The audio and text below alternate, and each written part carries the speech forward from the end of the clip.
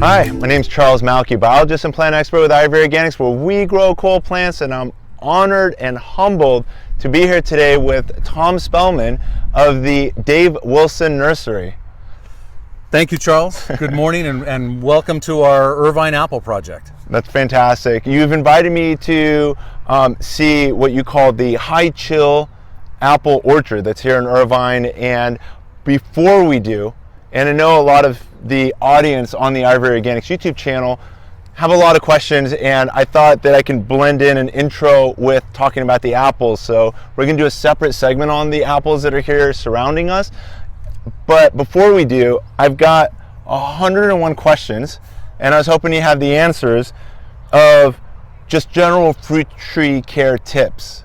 Yeah, I'm just glad it's not 102 questions. No, yeah, we're going to do 101. Okay. So the first one I have is the Dave Wilson Nursery, and for those of you that are watching at home, Dave Wilson Nursery is the leading American distributor of deciduous fruit trees and bare root fruit trees, in addition to shade trees as well, I know as it's defined. And nut trees. And the nut trees as one well. Of our major crops, yeah. And you told me just before the interview that this year you've had over 14 million trees were sold this year. Yeah, for our season 2020, which will be coming up this winter, we're looking at harvesting and marketing about 14 million trees. That's mind-boggling, knowing that there's going to be 14 million additional trees brought into people's backyards, as well as I know you also supply the commercial orchard growers as well. Absolutely. Most of our product goes to commercial agriculture, you know, people that are growing nuts or fruit for the commercial fruit market, farmers market growers, and we do sell a fair amount of material into retail and wholesale nurseries for resale to the public all around the country. That's awesome. I'm most excited about the fact that I see you as the authority when it comes to fruit tree care. You've helped millions of people just looking at your YouTube channel and that have absorbed the information that you've offered there, and you teach, I know, in classrooms that I've attended over the last few years, and you even travel the world offering the education to growers and other garden enthusiasts. My question to you is, when did this all begin? When did your passion for fruit tree care start? Wow, that's an interesting question. I started in horticultural in the nursery industry when I was a teenager, when I was literally 13 years old. You know, my first job was in a small retail nursery in the city where I grew up. Oh, wow. In the late 1970s, I had the opportunity to go to work for Armstrong Nurseries, who were based in Ontario, California. At the time, they were one of the leading producers of fruit trees for backyard growers and even some for the commercial market. And that's where it hit me that I really, really loved growing fruit. That's great. So, you know, I started out in my late teens and early 20s growing a few trees, and it like most things I've done, it snowballed. So that's great. I really feel fortunate and honored to be in the position that I'm in now, working with, you know, one of the world's leading producers of fruit trees, and somebody that has access to some of the great hybrids and things that have been developed over the last 100 years. So that, you know, this is my dream job. I absolutely love it. It's been, again, such an honor and a privilege to be standing right next to Tom Spellman, having been watching you on YouTube for well over 10 years. And I know that one of the keywords that I learned from one of my most recent friends, being Cameron Akrami of the Busy Gardener YouTube channel. Yeah. And when we sat together about a month ago, over and over and over and over again, he kept on using the words backyard orchard culture. And again, Tom Spellman being the one that teaches, demonstrates, and explains, you know, the value that backyard orchard culture can bring to the home gardener, and the way that we should be growing that's different than the orchard style of growing that we see as we drive around different parts of California. Well, backyard orchard culture originated probably about 30 years ago, and it was the brainchild of a couple of guys that I've been honored to work with over the years at Dave Wilson Nursery, Craig Miner and Ed Livo. And what they were seeing at the time was the same thing that most nurserymen were seeing. There was a frustration. There were a lot of information out there on how to grow fruit trees, and most of it was information that had been published by the UC system, and most of it told us what to do to be a commercial farmer.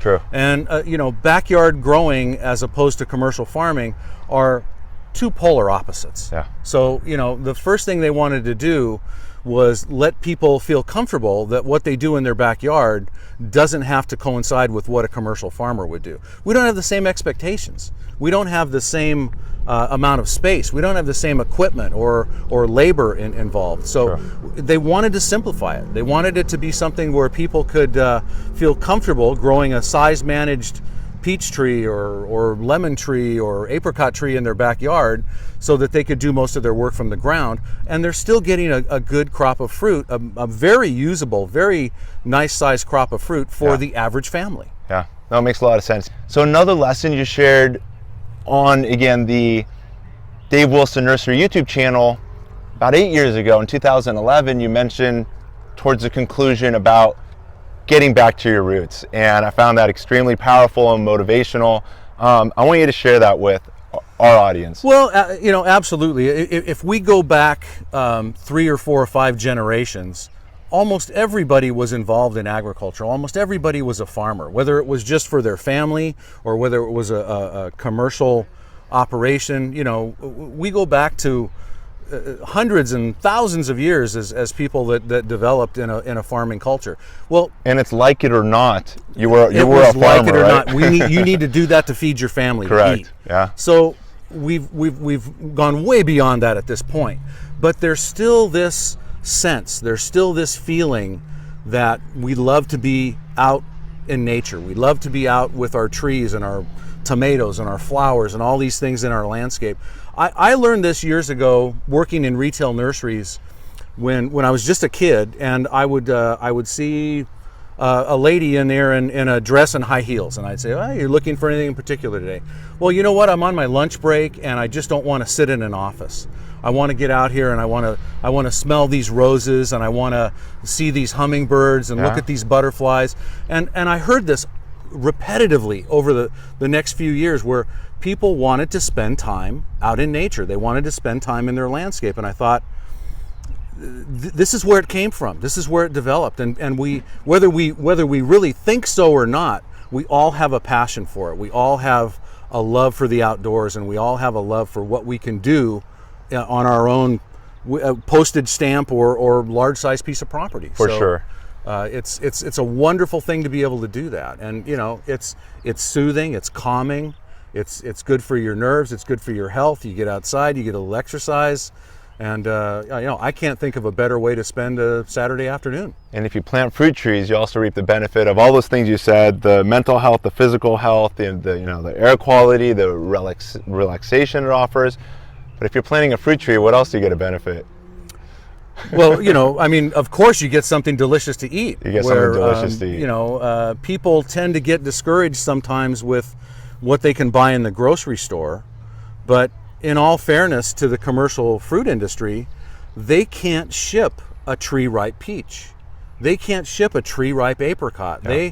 They have to pick fruit when it's still firm, and they can grate it, and they can wash it, and they can box it, and they can cold store it, and they can ship it out, and they get their pay. It's what they do for a living. Yeah. But if you were to ship a tree-ripe peach, you'd be shipping mush the next day. Correct. So they absolutely have to pick fruit before it's tree ripened. Taking, whether it be days, and depending on the variety of the fruit, it could take weeks, and by the time it finally lands on your kitchen table, it could be months also, depending on, I'm thinking about bananas, avocados, other things that are picked way in advance. Yeah, and some things being, you know, shipped from thousands of miles away on a big freighter, and you know, having to be cold stored and redistributed when they reach their final destinations, and it takes time. It's not going to get done overnight. And that tree ripe fruit, which is obviously going to be the most delicious, the most nutritious, I always talk about when you pick it fresh off the tree, out of, you know, from the sun, and reaping all the benefits that, you know, of health that it has.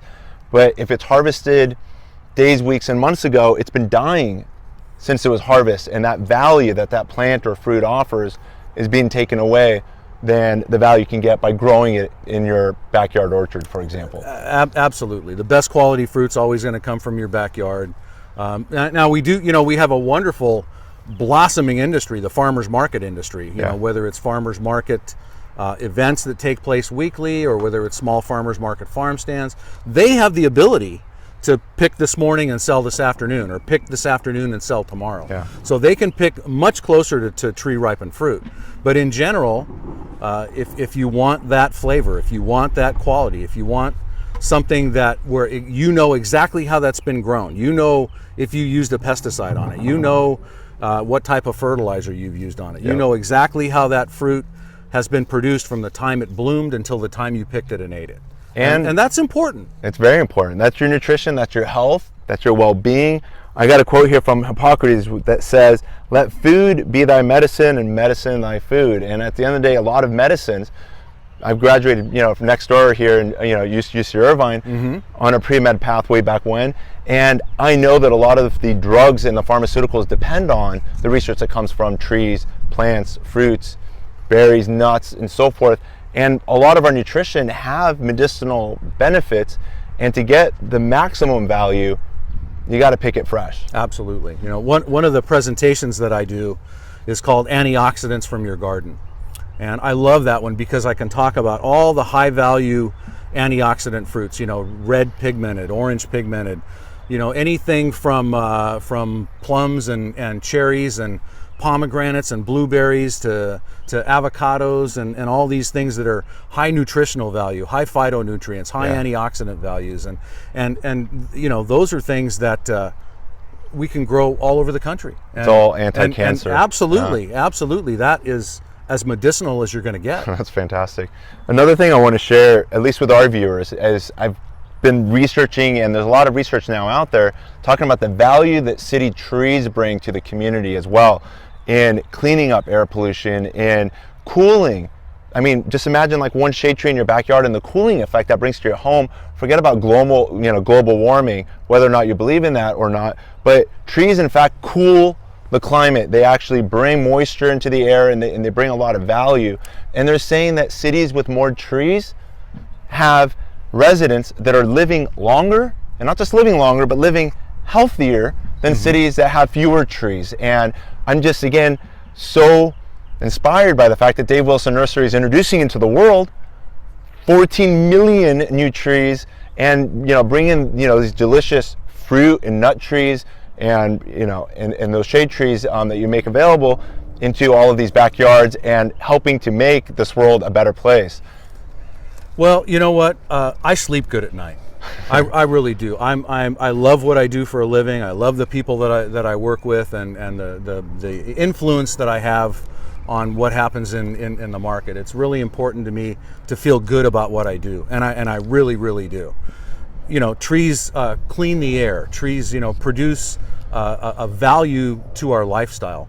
One of the worst things that's happened in the last decade was the recent drought that we went through in Southern California. And there are many that say we're still in it, and I'm not going to dispute that. We've had a couple of decent years of rain and about 8 years of minimal amounts of rainfall.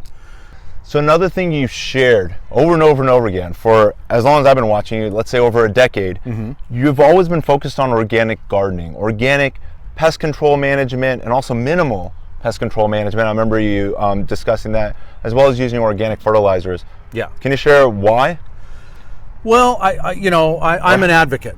I love organics, and honestly, and I've said this many times before, I can never claim to be 100% organic. But I'm perfectly comfortable being 90% or 95% organic and understanding how to use the other products that are not. Yeah. So, right up front, I'm going to tell you I'm not 100% organic, but I'm a huge organic advocate. Mulching is extremely important. Using friendly pest and disease control is fortunate. Interestingly enough, on this project, this was 6 years, March 1st, that these trees have been in the ground. Oh, wow. These trees have never been sprayed with anything. Oh, I thought for sure. You mentioned something about fire blight. I thought for sure you guys were... We've done physical removal with fire blight. That's it. So again, no pest control and disease management. No. So, but right now we were looking at the trees a little earlier, seeing on some of the fresh tips there's a infestation of aphid. Yeah. But there's also a beautiful hatch of ladybugs. There you go. And you know what? In the next 2 weeks, they're going to control all the aphid. I'm okay with that. And if there's a little bit of twisted foliage, I can live with that. I'm glad you mentioned it, because I also like sharing the fact that you've got to have aphids, which are the PUREE and the ladybugs and the praying mantis are the predators. And if you eliminate the prey, you're going to lose the predators too, the beneficials, insects that you'd want in your orchard or in your home garden. Exactly. That's great. Another lesson when it comes to fruit tree care is relating to potted trees versus in-ground trees. What is the rule in regards to like what's best, or what should we, bear in mind when it comes to, putting our fruit tree or deciding, what trees should be in pots versus in ground? Well, there's several different schools of thought on that, and again, everything we're talking about today is my philosophy and kind of a Dave Wilson Nursery philosophy on what we should do in our backyards. Yeah. The potted fruit trees are huge, and they're as real estate prices become more expensive and lot size goes down and down and down, there aren't very many new homes being sold with a 10,000 square foot backyard anymore. For sure. So a lot of people are turning to container culture, and I think that's wonderful. We're growing varieties that are adaptable to container culture now. We're doing a lot more dwarf type material. We're doing a lot more bush type fruits and things that can be grown in containers. I think one of the most important considerations is drainage. You've got to have good drainage. You've got to make sure that you can run that water through and out. So there's going to be a lot more nutrient requirements for container grown plants, because as they're irrigated and losing that moisture, they're also leaching nutrients out. So lightly and frequently as far as the fertilizing, as that's key, as contrary to what we would do in the ground. Yeah, so in the ground, I know in general, I think you fertilize every 2 to 3 months. Right. But for a container, monthly? Probably monthly for about 8 or 9 months out of the year. But lighter. But much, much lighter. We're talking tablespoons. That's and very helpful. Not pounds. So less, more frequent, because again, all of that is just leaching out of the container. Exactly. Versus in ground, it would remain in the ground. It's going to stay there. Makes sense. I think the other thing that's really important to consider is if we go down to a retail nursery and we want to buy a 15-gallon size oak tree. Well, I'm going to go and look at a 15-gallon size oak tree in a container this big around and about that deep, and the tree's going to be 8 or 9 feet tall with a well-developed head up on the top. Yeah. And that is a nursery tree. That is a tree that is in that container for a limited amount of time. That tree is meant to be bought, delivered, and planted in a landscape. It's not meant to grow in that container for the next 3 or 5 or 10 years. Yeah. So if we want to grow for longevity, if we want to grow fruit trees or fruiting bushes in our landscape for longevity in containers, you want to maintain a balance between the overall structure of the plant and the root zone you're giving it to grow in. Makes sense. So light, frequent prunings also aid that. And if I've got say a half wine barrel, which I grow lots of material in half wine barrels, dwarf citrus, blueberries, dwarf peaches and nectarines, things along those lines. So about how many gallons are you talking about? It's about 35-gallon capacity or 30-gallon capacity. Okay. So another thing that Dave Wilson, and it was one of the first people that did the education on the Dave Wilson Nursery YouTube channel. What was his name again? Ed Livo was the guy that did all the early videos. So it was Ed Livo that was painting some trees within his orchard. Absolutely. And the concept in gardening is known as whitewashing. And I go to garden center after garden center, nursery after nursery, teaching about Ivory Organics products. And when I say the word whitewashing, I can tell you that 90 to 99% of the staff, if not 100% of the staff, have never heard the word. And when I mention painted trees, they're like still scratching their head. They're like, why paint a tree? Can you explain whitewashing and why? And I'm noticing all of the apples that are here behind us, and even the avocados that are behind the apples, are all whitewashed. Absolutely. Why is everything painted? Well, this is Irvine, California. It's in the heart of Orange County. It's not a really harsh climate. However, we had 117 degrees here last summer. Correct. Right after 4th of July, and it did some damage to some trees. But these trees came through it with flying colors. There was no structural damage, there was no wood damage, there was no sunburn damage, because we whitewashed these trees from the first time they went in the ground. We've used conventional whitewashes. We've used the Ivy Organics product over the last couple of years. That's fantastic. And the main reasons are to prevent against physical stress. That sun is going to promote a large amount of physical stress in a short period of time, especially when we get into temperature extremes. 100 degrees down here is unusual. 117 was unprecedented. Yeah. So we had literally hundreds of thousands of trees in Southern California that were damaged by that heat spike. So you're taking the pressure off the tree. You're allowing the tree to maintain itself and not be affected by the effects of that hot afternoon sun. Yeah. And that's the most important part to protect from.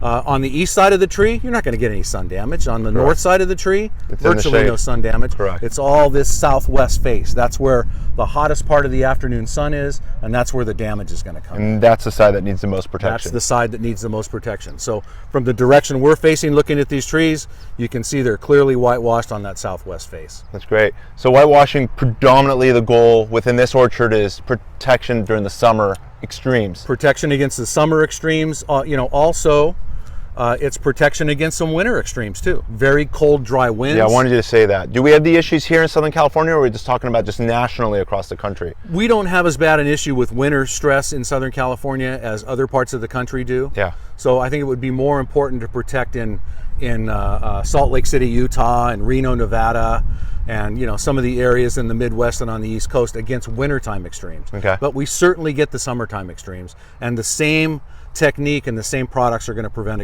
against damage from both. That's fantastic. And that winter extreme is known as sun scald. Sun scald. So yes. That's that winter, nighttime low freezing, daytime warm temperatures, and just guarding and protecting the plant against those fluctuations in temperature during the winter months. Yeah, and the most important consideration here is most people don't realize how important whitewashing is until after the damage is done. Can you tell us about when you buy a plant, or when would you whitewash a plant? Perfect. if you go to a wholesale grower of trees, so I go and look at citrus trees or avocado trees or peach trees at a wholesale nursery.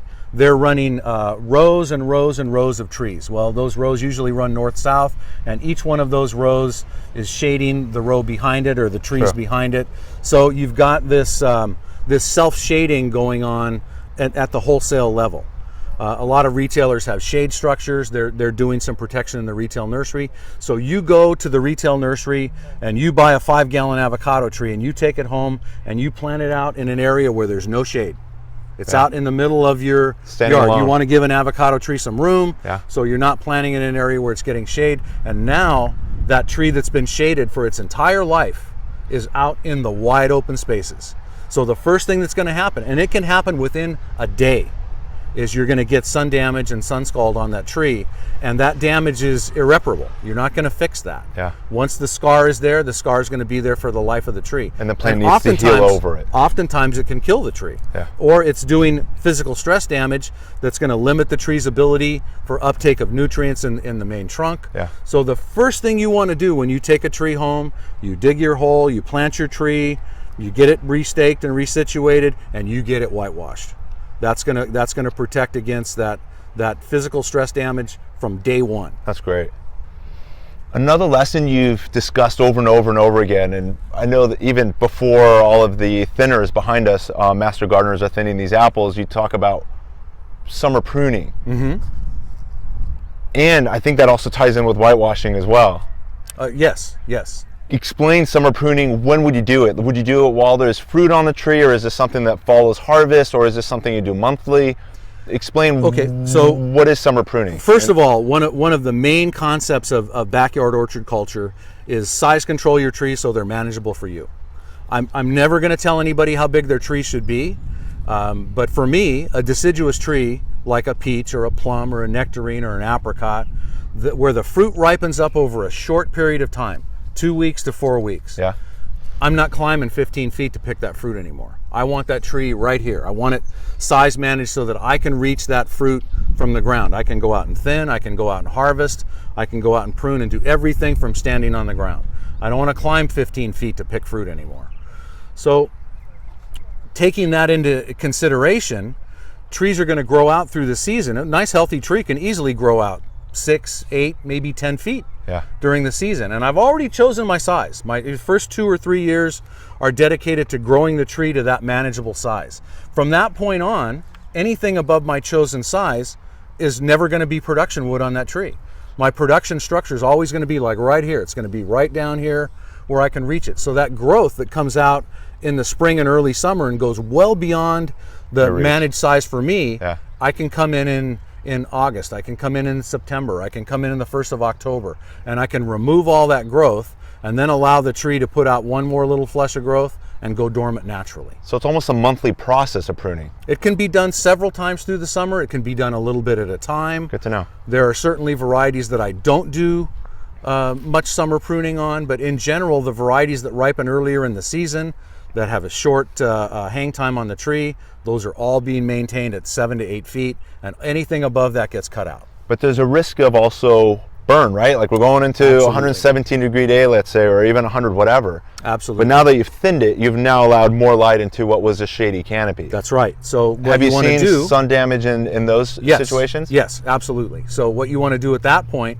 is you want to consider whitewash again. Okay. You want to stand back and look at that tree from the southwest, and you want to see where you've opened up exposure to some of those branches. Yeah. And with some things, it's more important than others. You know, if you've got a big peach tree that's pretty dense headed, you're probably not going to open up much growth to sun damage.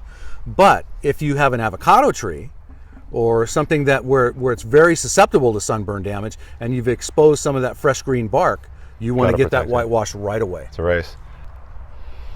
So I remember from my biology days back at University of California, Irvine, and before that even in high school, learning about the father of genetics, Gregor Mendel, and he did a variety of experiments hybridizing, for example, peas, yellow and green peas, and watching to see the blended effects and learning dominant and recessive genes. Yeah. But there's an individual you've been working with and interviewing from what I see about 10 years, but maybe it digs deeper. But there's an individual who is the most prolific stone fruit breeder of the modern era, and that is Floyd Zager, and also known as Zager Genetics. Yes, absolutely. Explain a little bit about Floyd and his accomplishments. Well, Floyd Zager is an amazing man, and Floyd Zager is now in his 90s. Oh, wow. He still is out in his orchard pretty much every day for part of the day, and it's his passion. He's been a tree breeder for 60 plus years. So he's working with 60 years worth of genetic material. His family's all involved in the business, and what they really are, I think genetics is really kind of the wrong word. They call themselves Zager Genetics, but what they are is hybridizers. Yeah. They actually, you know, Floyd Zager goes back just a couple of generations from Luther Burbank, who was one of the early California hybridizers.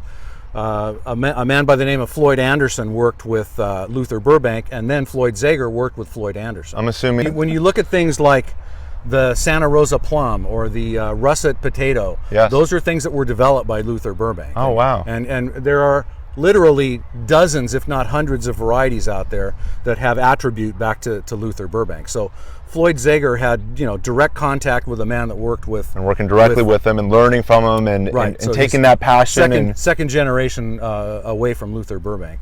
And what Floyd Zager decided 60 plus years ago to concentrate on was the Prunus family. So peach, plum, nectarine, apricot, almonds, and cherries. Yeah. And he's come up with interspecifics using all of those varieties over the years. And like I said, he's a hybridizer. So what he does is he looks for a maternal tree. This is going to be a parent where I'm going to grow seed. And he will put that tree in isolation, and he will take pollen from another variety that has an attribute he's looking to breed in. Maybe it's an early ripening, maybe it's a strong bloom character, maybe it's a open branch structure, a disease resistance, any one of a number of different things. And he'll take pollen from that tree and pollinize the maternal tree. So from a father to a mother, and then he grows on that seed or that fruit to maturity, harvests the seed, and then the seed is lined out and germinated and evaluated over the next decade or more to come up with varieties. So he'll let those varieties come into fruit, and he'll evaluate that fruit. Does it have the flower character that I want? Does it have the late season or the early season, or the color or the freestone character? And he'll evaluate hundreds of these crosses. In fact, he and his family do about 60 to 70,000 interspecific crosses every year. So hybridizing between plum and apricot, hybridizing between plum and cherry, plum and nectarine, all these different things. 60,000 crosses? A year. Wow. And those all go into at least a 4-year evaluation program. So at any time he's got 250,000 trees in the ground that he's able to pull material from for reevaluation. So it goes into a secondary evaluation program where it's evaluated for 8 or 10 more years to make sure that it's what he wants. They can do pollination trials, they can do fruit evaluations, they can try it in different areas around the country to see what its adaptabilities are. And at that point, they'll name it, they'll patent it, and they'll release it. So when you buy an apium, or you buy a pluot, or you buy a nectaplum, those are all progeny that have come out of Zaiger's program. Yeah, you're mentioning, I mentioned Cameron with the Busy Gardener YouTube channel. When I went on his property, the first tree that caught my eye was a Zaiger fruit tree known as the, and I want to make sure I pronounce this right, the Spice Z Nectaplum. Absolutely. So, and I'm guessing it kind of has the characteristics of a purple plum. Yes. And a nectarine, and the fruit looks more nectarine-ish, but the leaves are all purple, reddish, and it just stands out above and beyond any and every other tree in his property. It's a spectacular specimen, both ornamentally and as a production. Yeah, I heard it's spectacular, variety. Delicious, amazing piece of fruit. It's a beautiful semi-double pink bloom that lasts for at least a month.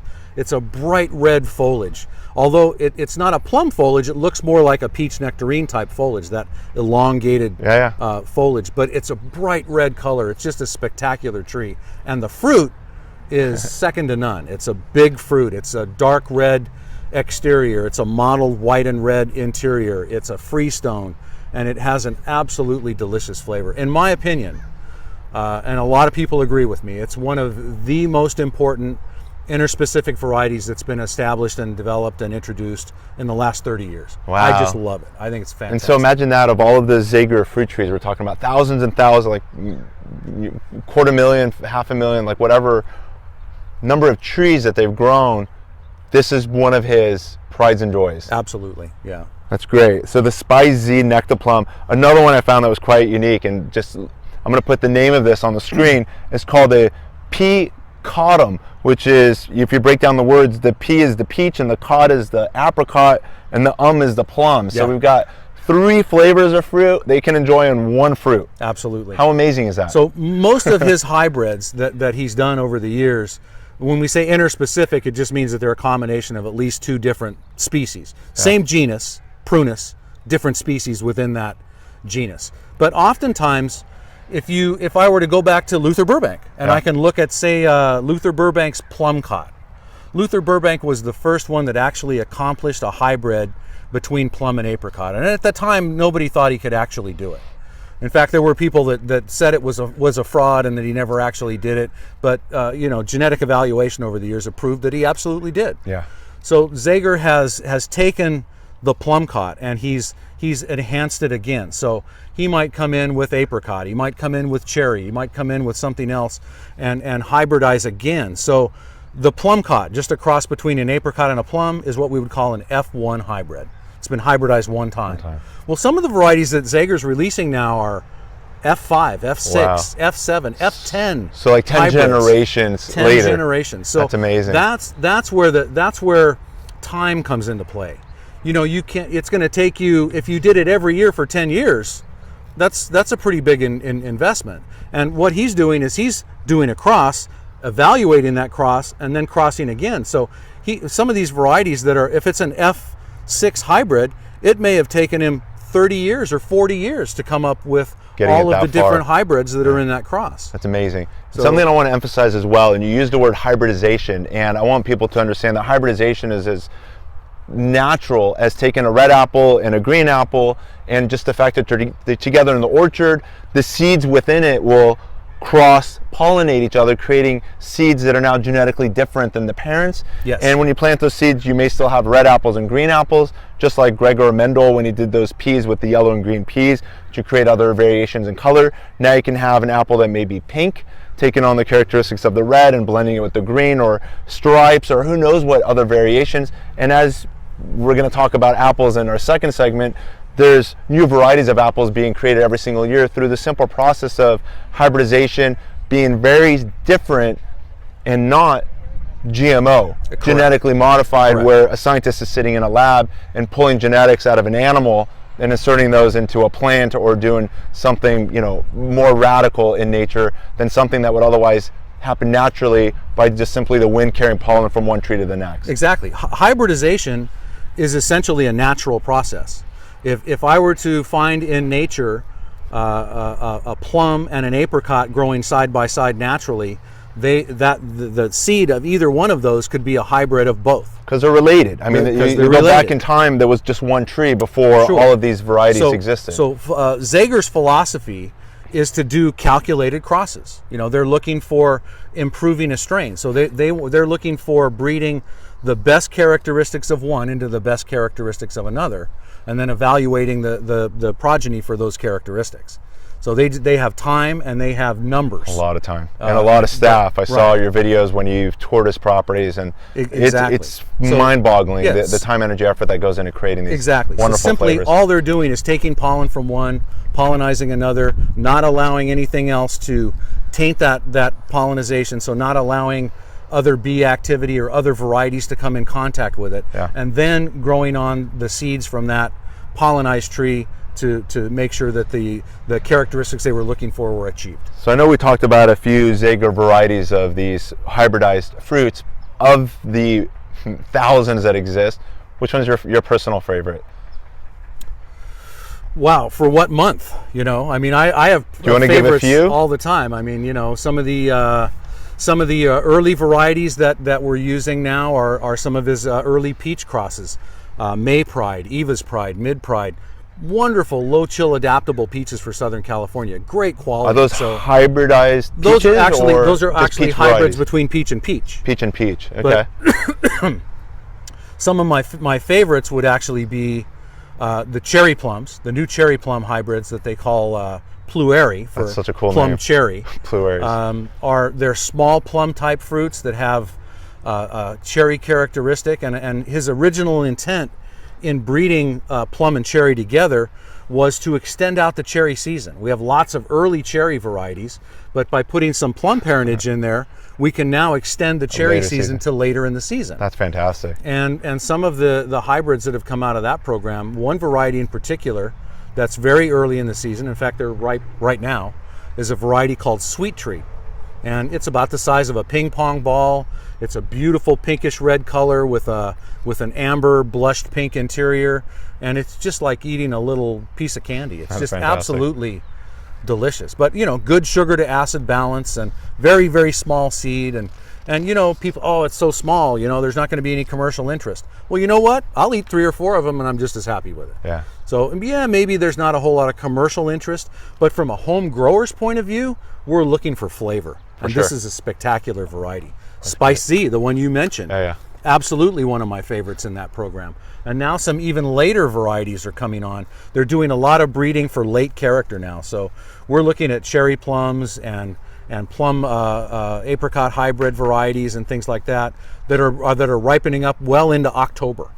Wow. So, you know, again, extending the season. He's looking for attributes that'll do something that will benefit not only the home gardener, but the produce industry as well. That's great.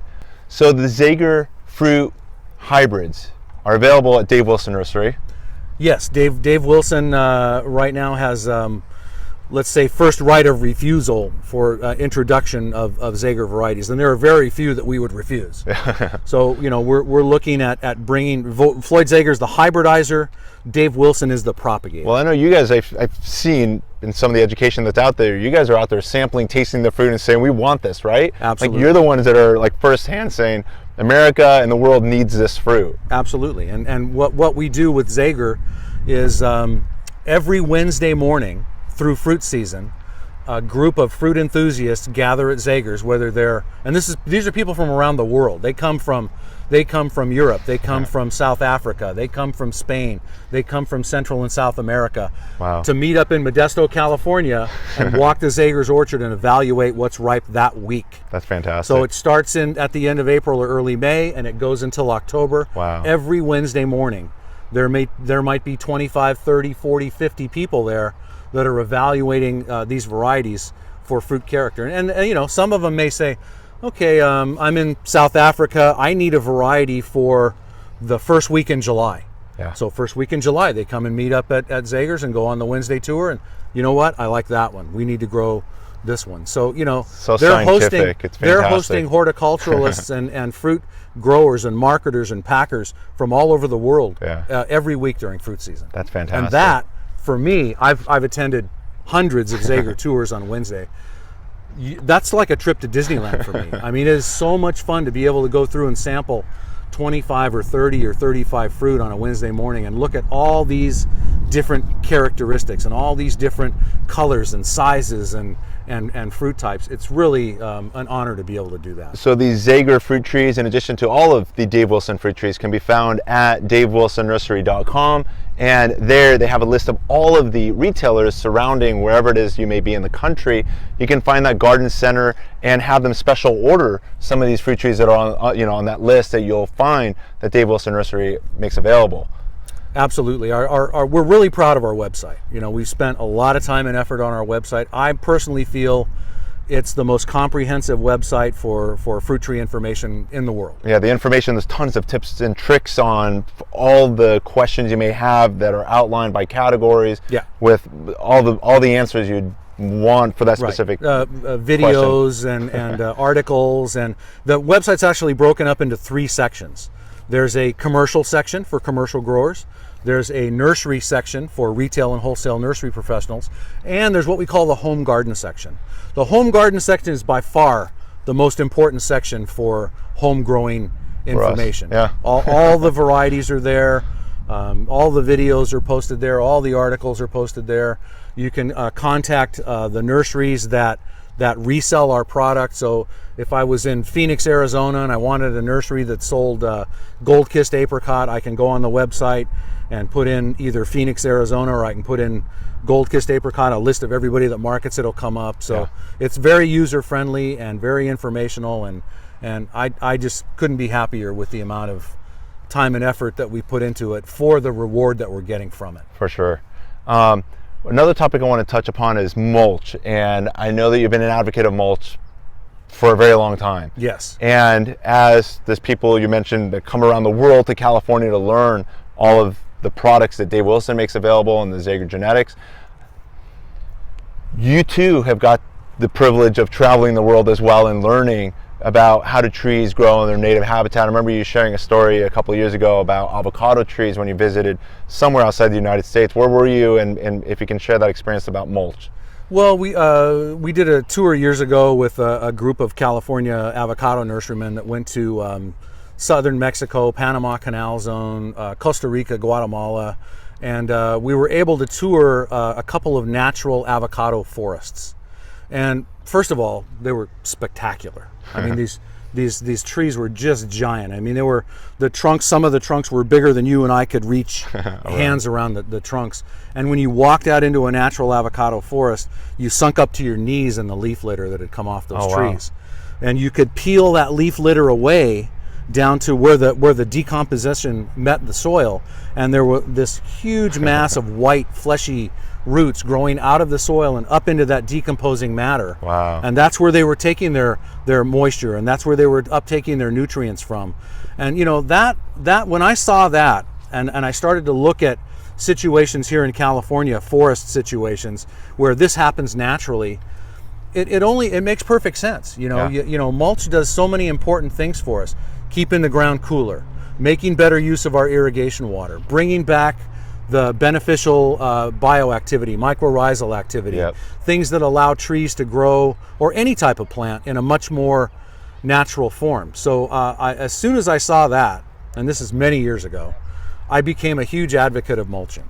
So you can see this project is well mulched. It's about 12 inches thick around these trees, leaving a little space around the trunk, and we recommend that. Although this is a big, chunky, airy mulch that breathes well. It's not like a real fine particulate that would compress and is it a hold particular water. Tree they're using this mulch from, this or is mulch it is recycled blended? Green waste. Okay. from the local People's backyards. Orange County refuse people. So, Got it. and the nice thing about that is you've got the biodiversity. It's not all redwood. It's not all eucalyptus. It's not all olive or one product. And that's the it's value. It's You're a getting combination a blend of dozens of different organic products in here. So you've got some that break down fast, some that break down slow.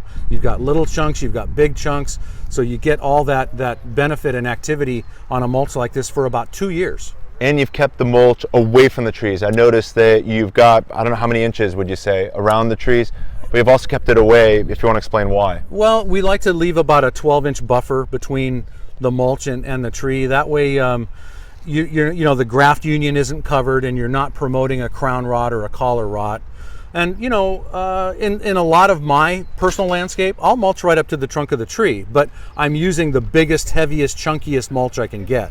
So it lays at all different angles and directions, and it still breathes very well. But the predominant reason for keeping the mulch off the trunk is to avoid, I think, a phenomenon known as stem rot, right? 'Cause exactly. the mulch absorbs a lot of water, as does bark of the tree, and you just don't want those two just being continuously wet. Yeah, you're allowing that bark, that graft union, that rootstock to stay dry and not be wet all the time. Got it.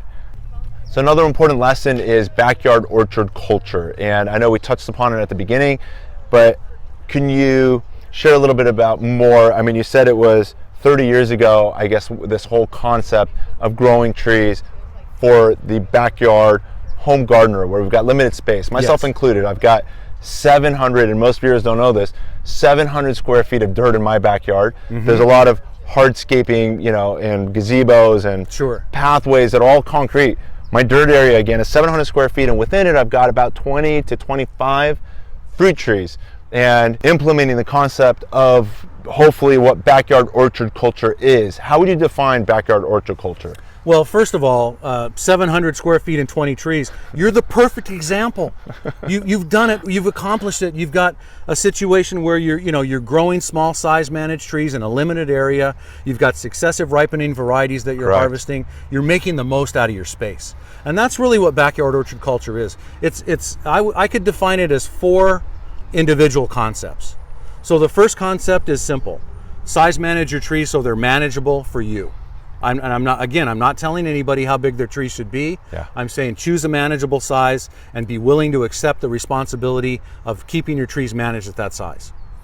Number 2, successive ripening.